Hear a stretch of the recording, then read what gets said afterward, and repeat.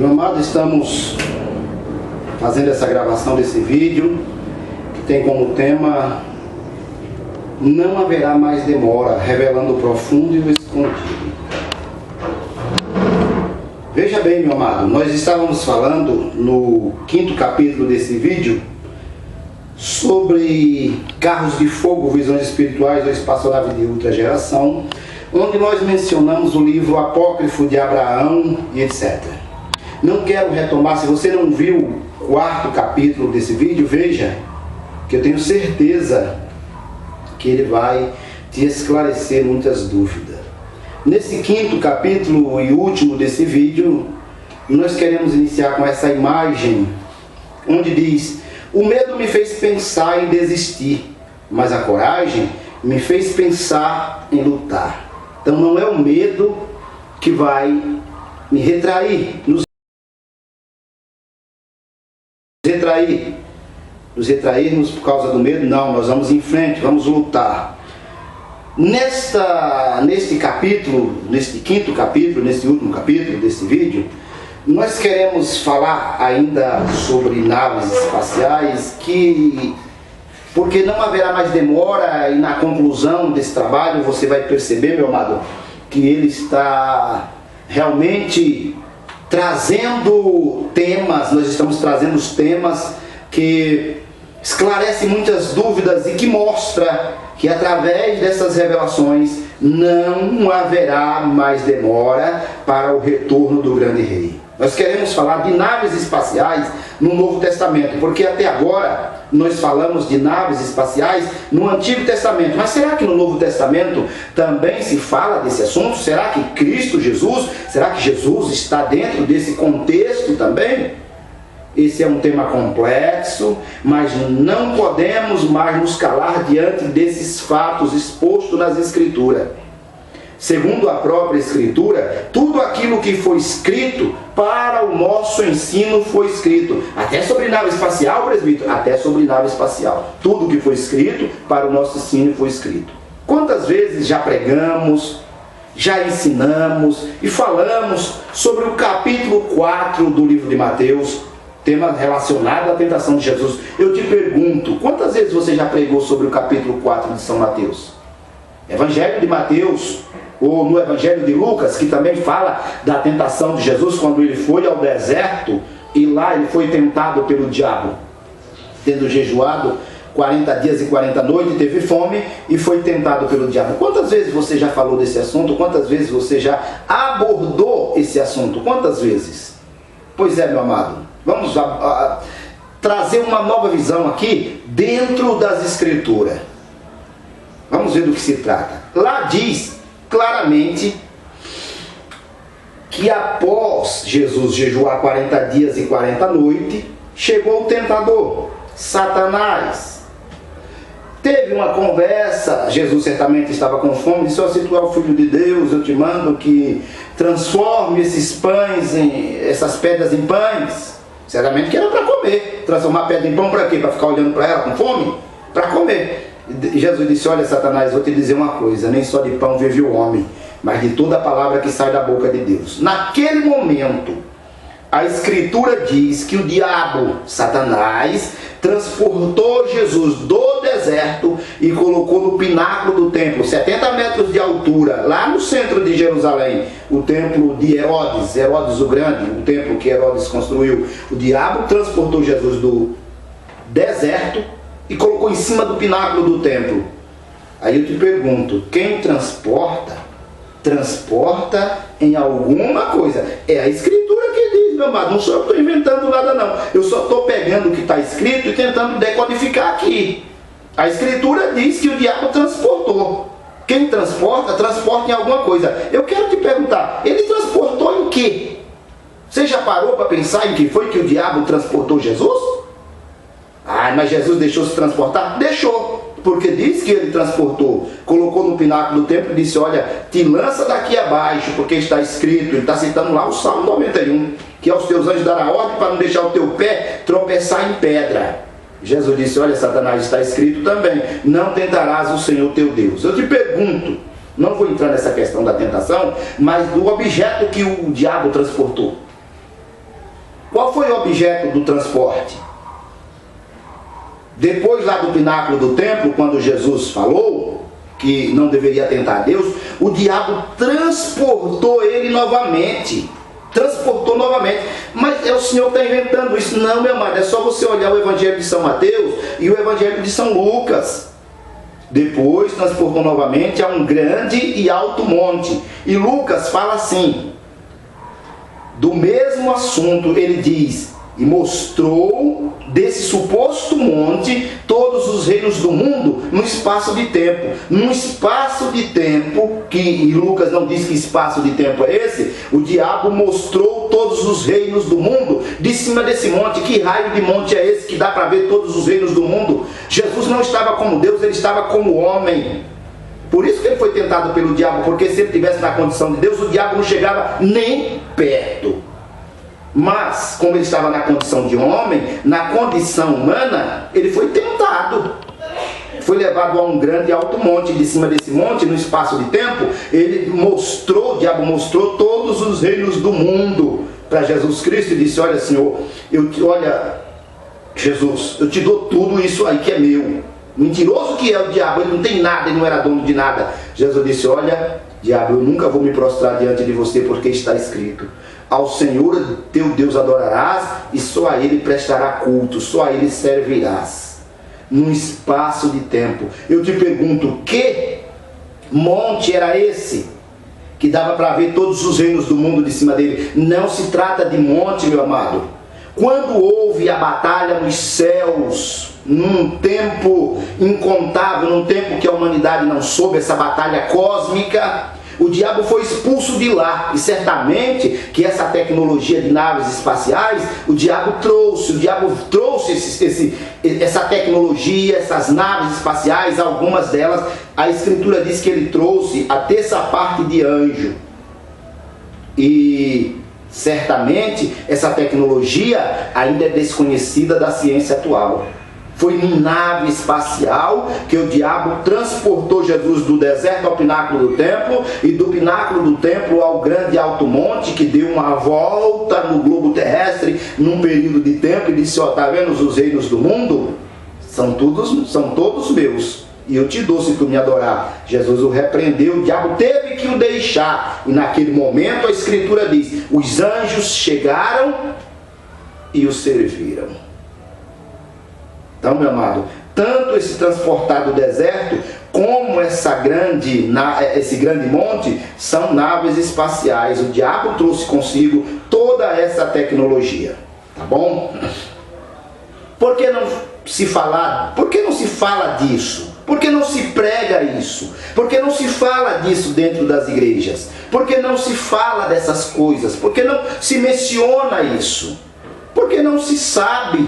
Ou simplesmente se espiritualiza tudo. Tudo que a gente lê nas Escrituras, na sua grande maioria, as pessoas estão espiritualizando, como se tudo isso é espiritual. A pessoa nem sabe o que é coisa espiritual, nem sabe o que é espírito, nem sabe o que significa a palavra espírito, de onde ela procede, qual é a raiz, e fica falando, isso é espiritual. Fica se espiritualizando tudo, ou simplesmente porque não se sabe. Mas quem está vendo esse vídeo, a partir de hoje passa a ter uma nova visão, porque vai passar a saber. Se vai falar ou não vai falar, é uma outra coisa. A minha responsabilidade é de divulgar. Não há dúvida.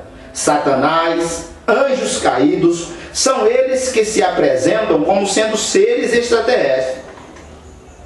Porque realmente são extraterrestres. Ou alguém vai dizer que Satanás é dessa terra? Então, olha, meu amado, nós temos aí muitas aparições, muita coisa, pessoas que viu nave, pessoa que viu disco voador, pessoa que viu essas coisas. Trata-se de anjos caídos, de Satanás, seja o que você entender. Trata de seres de uma outra dimensão. E essas pessoas, eu quero falar aqui, elas não estão mentindo. Essas pessoas, na sua grande maioria, pode ser que tenha alguns alucinados que veja um balão meteorológico e venha pensar que é uma nave espacial, mas tem muita gente que está vendo o disco voador por aí, e não se trata, meu amado, de mentira. Ele está realmente vendo um disco voador, um ser extraterrestre, um anjo caído, Satanás, seja o que for, ele está vendo. Isso existe. seres extraterrestres existem. Ou alguém vai questionar e vai dizer que o diabo é dessa terra? Você vai dizer isso, que o diabo é dessa terra? Ou Deus é dessa terra? Ou Jesus é daqui dessa terra? Acredito que você não vai questionar essas coisas. E eles vivem, esses seres, anjos caídos. Por que eu falo que é anjo caído? E por que não pode ser anjo de Deus? Porque, meu amado, quando gera confusão, eu quero te dizer, Deus não é Deus de confusão, e sim de esclarecimento. Onde há confusão, onde há dúvida, pode ter certeza que tem coisa errada ali. Hoje nós já sabemos dessa tecnologia. E esses seres, eles vivem em contato na atualidade com muita gente, com muitos países, com muitas igrejas por aí. Igrejas que estão prestando culto a anjo. Quem tem dúvida disso, pesquise sobre a história das mitologias de todos os povos. E veja se não tem a ação de seres extraterrestres, anjo caído, Satanás, seja o que for. É só pesquisar na história mitológica de todos os povos. Tem deuses lá, tem anjo, tem ser extraterrestre, tem coisa lá. Pesquise e veja se nós estamos falando aqui é verdade ou se nós estamos inventando coisa da nossa cabeça. Não há dúvida. A ação desses seres em naves espaciais vem desde os primórdios da humanidade. Na história de todos os povos, mas fala numa linguagem codificada, porque esse povo não conhecia essa tecnologia. Mas hoje você conhece. Então veja, meu amado, nós abordamos aí o capítulo 4 de São Mateus, ou a tentação de Jesus, que é abordado também no Evangelho de São Lucas. E nós decodificamos, mostramos para o meu amado do que realmente se trata essa tentação de Jesus, como ele foi transportado e etc e tal. Mas eu te digo uma coisa, Jesus repreendeu o diabo. O diabo foi repreendido. Mesmo o diabo tendo essa tecnologia, mesmo Satanás, o anjo caído, ou seja o que for, extraterrestre, ou seja o que for, ter essa tecnologia, o poder de Deus vai muito além, está muito além. O diabo não chega nem perto. Então veja, meu amado, em uma passagem das Escrituras, em São Mateus, capítulo 17, nós temos uma referência à transfiguração, Monte da Transfiguração. Jesus chama 3 discípulos, Pedro, Tiago e João, que sempre é mencionado nas Escrituras, lá do Novo Testamento. Chama e leva a esse Monte da Transfiguração, possivelmente seja o Monte Tabor, não sei, a Escritura não diz, só chama Monte da Transfiguração. Lá em cima desse Monte da Transfiguração, algo extraordinário ocorre. Vamos ver o que aconteceu lá no Monte da Transfiguração. Lá no texto do capítulo 17, verso 5, diz o seguinte, lá diz que uma suposta nuvem luminosa desceu sobre Jesus, Pedro, Tiago e João. Uma nuvem luminosa. Olha o que está escrito lá, meu amado. Nuvem luminosa desceu sobre Pedro, Tiago e João. E aí apareceu lá, que saíram lá dessa nuvem lá. Só pode ter saído da nuvem luminosa. Moisés e Elias. Veja lá se não está escrito. Lá diz que Moisés e Elias conversavam com Jesus. Pedro, Tiago e João estavam atônitos. Pedro disse, olha Senhor, é tão bom estar aqui, vamos fazer 3 cabanas, uma para Moisés, outra para Elias e outra para o Senhor, vamos ficar aqui. Quando ele falava isso, diz que uma nuvem luminosa cobriu Jesus, Moisés e Elias. E lá da nuvem luminosa saiu uma voz, este aí é meu filho amado, nele eu tenho prazer. Eu não vou abordar essa questão de quem falou essas palavras. Olha, meu amado, eu digo uma coisa para você. Eu não sou especialista nem em hebraico, nem tampouco em grego, que foi escrito o Novo Testamento. Eu não sou especialista. Eu não conheço nem hebraico, nem grego. Não conheço mesmo. Posso até um dia me esforçar, estudar e conhecer. Eu não conheço, não sou especialista. Mas a palavra nuvem luminosa não foi traduzida corretamente. Isso aqui eu afirmo. A palavra nuvem, ela não foi traduzida corretamente. A palavra lá não era nuvem, mas nave. E quem traduziu sabia muito bem. E quem escreveu também sabia. Não era nuvem, mas nave. Alguém trocou a palavra. Não posso afirmar aqui se intencionalmente ou não. mas pelo contexto geral das Escrituras, como nós estamos abordando nessa sequência de 5 vídeos, eu não tenho dúvida nenhuma que a palavra foi trocada. Eu só não posso afirmar se foi intencionalmente ou não. E também não vou afirmar aqui se foi na hora da escrita ou se foi na hora da transliteração. Eu fico com a hora da transliteração. Quem fez a transliteração, a tradução, foi quem mexeu. Que não deveria mexer, porque não era ordem para mexer. Era ordem para não mexer. Agora você pense. Essa suposta nuvem luminosa, ela transportava Moisés e Elias. E mais alguém que falara do meio da nuvem. Lá saiu uma voz. Esse é meu filho amado, se referindo ao Cristo, ou ao Messias, e nele eu tenho prazer. E mais alguém, então. Agora pense aí, meu amado. Nuvem transporta alguém?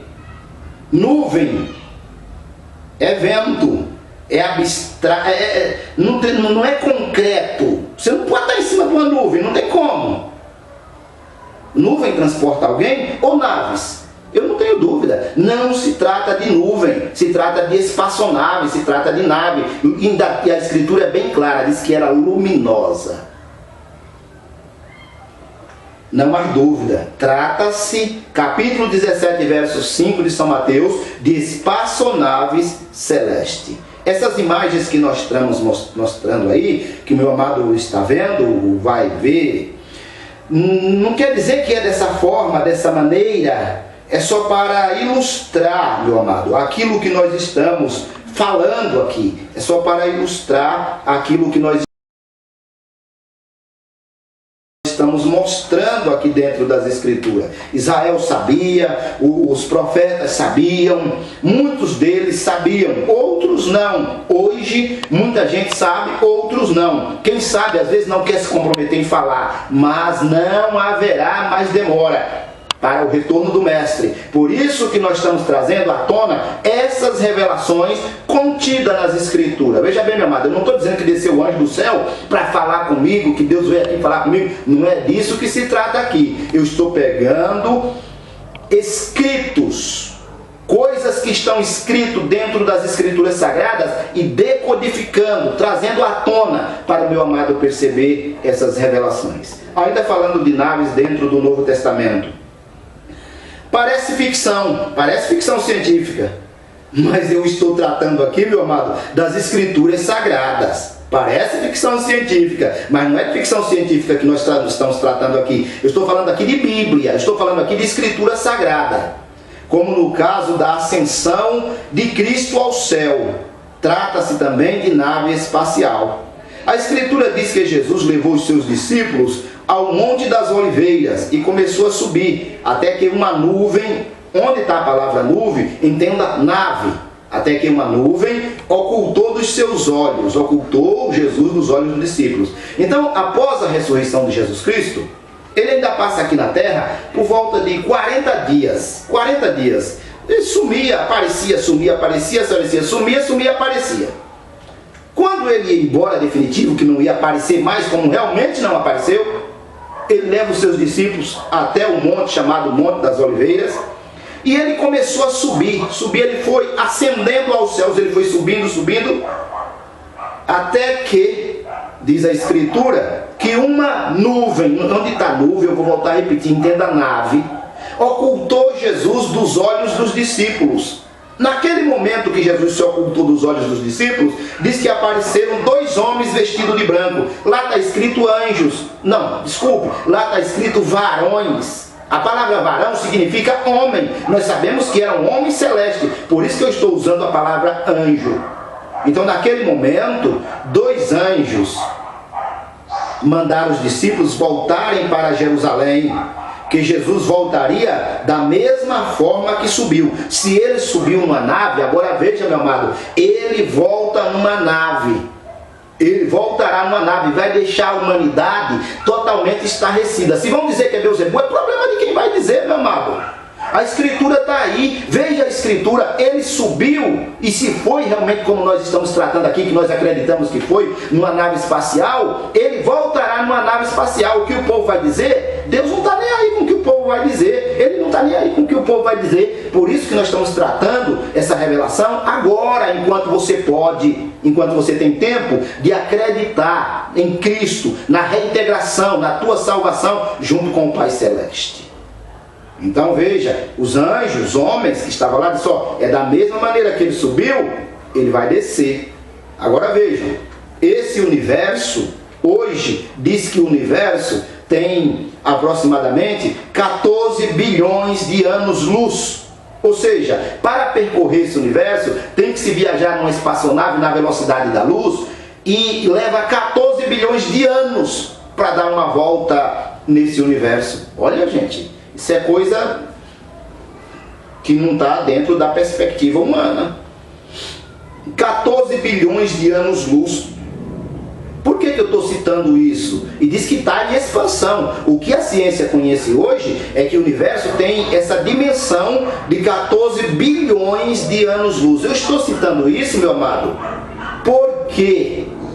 Porque a nave que conduziu Jesus ao céu, ou ao céu, seja como for, percorreu esse universo em 10 dias terrestres. Em apenas 10 dias terrestres, esse universo foi percorrido por essa gigantesca espaçonave. Quem está dizendo isso, o Senhor? Não, as Escrituras. É só consultar com um mínimo detalhe o livro de Atos dos Apóstolos e comparar. Eu não vou decodificar isso aqui agora, mas leia, consulte e veja. O universo que, se os homens viajarem na velocidade da luz, leva 14 bilhões de anos para percorrer, Cristo Jesus, ou simplesmente Jesus de Nazaré, ele percorreu em apenas 10 dias terrestres. Eu estou falando 10 dias terrestres porque o dia no espaço não é a mesma coisa do dia terrestre. O dia no espaço é outro. Será que alguém pode calcular a velocidade dessa nave espacial que conduziu o Senhor ao céu? Eu afirmo que eu, particularmente, não consigo calcular. Mas se alguém conseguir calcular, que calcule. O universo tem 14 bilhões de anos-luz e foi percorrido em apenas 10 dias terrestres. Calcule a velocidade da nave, da espaçonave. Eu estou falando de Deus, meu amado. Eu estou falando de coisas tremendas, de revelações tremendas dentro das Escrituras, e te afirmando, não haverá mais demora. Então, meu amado, veja bem, essas imagens que nós estamos mostrando aqui, mostra supostamente. Então, nós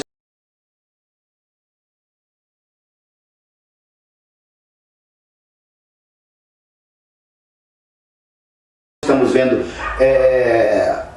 uma espécie de nave, os apóstolos, e Cristo subindo, até que subiu e foi oculto dos olhos dos discípulos. Trata-se realmente não de nuvem, mas de uma espaçonave. Não quer dizer que foi dessa forma, dessa maneira, mas é o que nós estamos tratando aqui para ilustrar aquilo que nós estamos falando.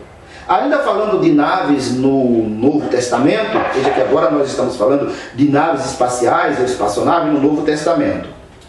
Eu quero te afirmar que nós não temos como abordar todos os textos bíblicos que mencionam a presença de naves espaciais. Aí teria que ter muito tempo, seria cansativo.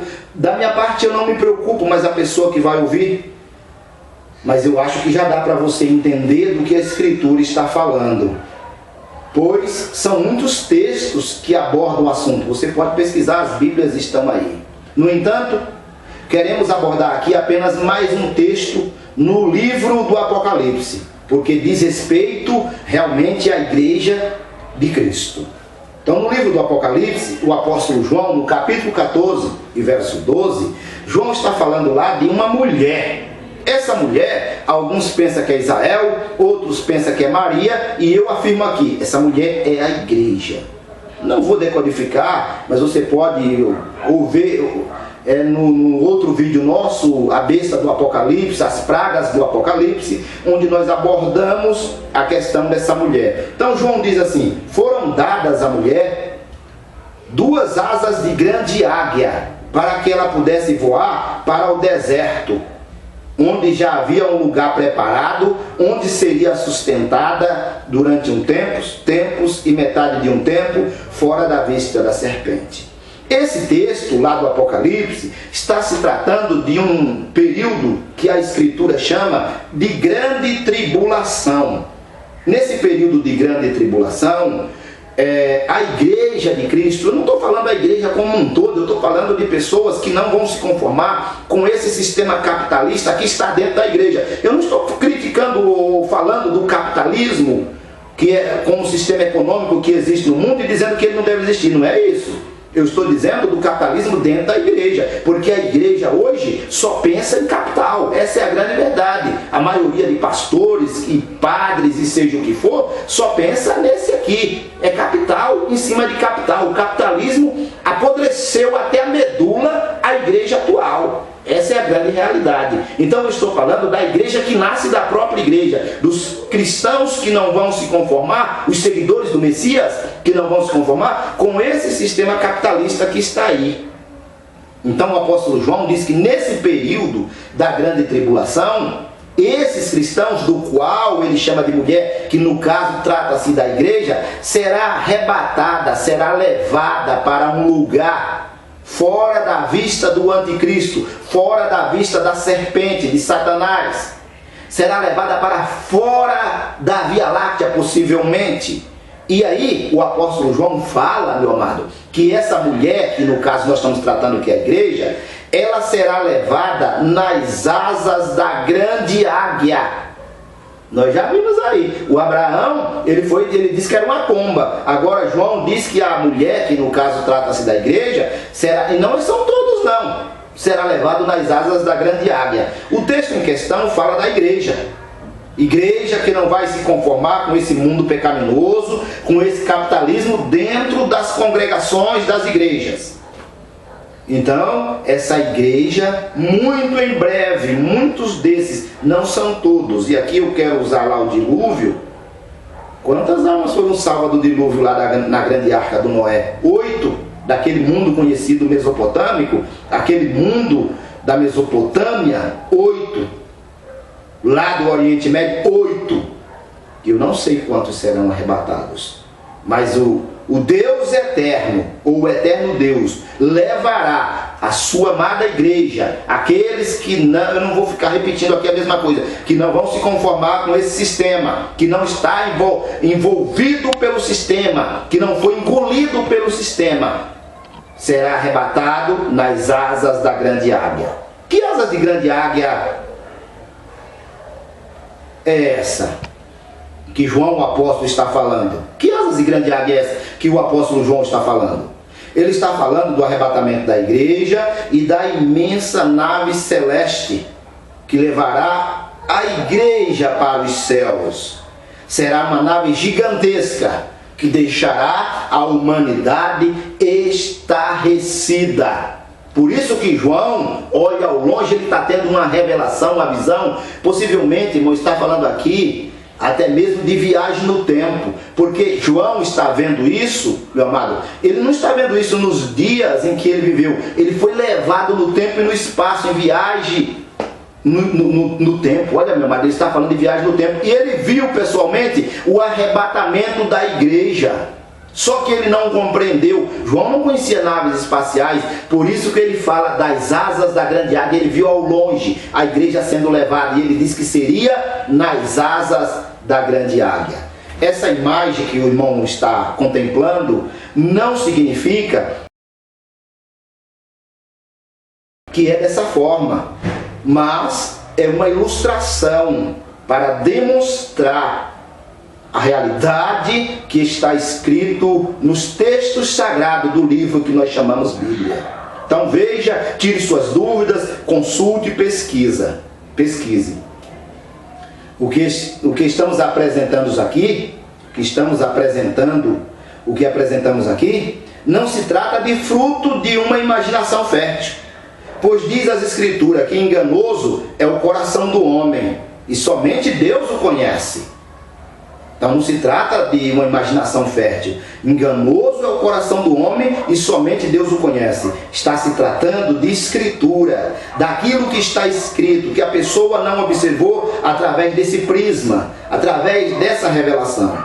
Trata-se de revelações procedentes do Pai Eterno. E de uma determinada forma, essas revelações estão contidas nas páginas das Escrituras Sagradas. Leia, examine, busque e veja que o que nós estamos falando aqui são verdades nunca faladas. Ou alguns já falaram, mas não deu crédito e as pessoas não levaram isso avante. Meu amado, essa é a verdade nua e crua do que nós estamos falando aqui. Chegou a hora dessas verdades vir à tona. Custe o que custar, essas verdades precisam vir à tona, precisam ser esclarecidas. E as pessoas precisam saber que existe um Deus que é criador de todas as coisas e que aquilo que foi falado que era mentira é a mais pura verdade, é a mais pura realidade e está contida nas Escrituras Sagradas. Em virtude, meu amado, disso, queremos aqui afirmar: não haverá mais demora para o retorno do amado Mestre, do Rei dos Reis e do Senhor dos Senhores. Quem é esse amado Mestre? Quem é esse Rei dos Reis e Senhor dos Senhores? Jesus de Nazaré, que aqui na terra usou esse nome. Qual é o nome dele nos céus? Eu não sei qual é o nome dele nos céus, mas aqui na terra ele usou esse nome, e ele irá voltar, e não haverá mais demora. Nós queremos estar parando por aqui.